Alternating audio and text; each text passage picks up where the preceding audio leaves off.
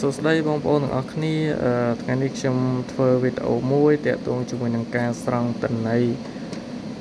ដែលគីឡូម៉ែត្រយើងគឺជាប្រភេទDMI ប្រភេទ DMI នេះគឺមុននឹងការចុចចូលនេះគឺយើងមើលទៅលើយើងមានប៊ូតុង2ទី1ប៊ូតុង reset ទី2 select switch អញ្ចឹងអាប៊ូតុង reset នេះគឺយើងអត់អាចចុចវាបានទេក្នុងករណីដែលយើងចុចលើប៊ូតុងreset ហ្នឹងអញ្ចឹងមានន័យថាយើង reset ទៅវាបាត់ data របស់គេអស់ហើយអញ្ចឹងបានគេដាក់ការពារគេដាក់ខ្ទាស់ដាក់អីការពារដើម្បីកុំឲ្យយើងច្រឡំចុចទៅreset ទិន្នន័យគេអស់អញ្ចឹងមុននឹងធ្វើការចុចស្រង់ទិន្នន័យហ្នឹងគឺយើងចុចប៊ូតុង select នេះមកប៉ុន្តែយើងចុចហ្នឹងយើងសកត់វាឲ្យយូរបន្តិចមកហើយវា load ពាក្យ change to set B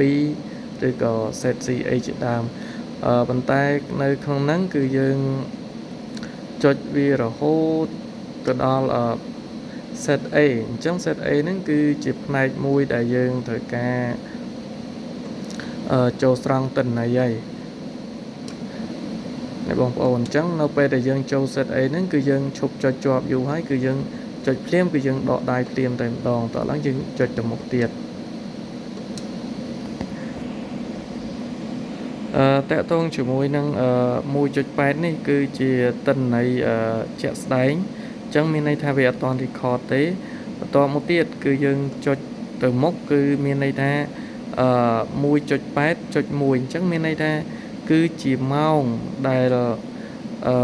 ម៉ែត្រយើងគឺ record ទុកចំនួនមួយថ្ងៃអញ្ចឹងបើសិនជាយើងចុចមួយទៀតអញ្ចឹងមានន័យថា1.8 ដដែលគឺ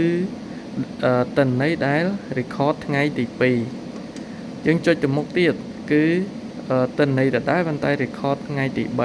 អញ្ចឹងសូមបញ្ជាក់បន្តិចតកតងជាមួយនឹង EDM របស់យើងគឺ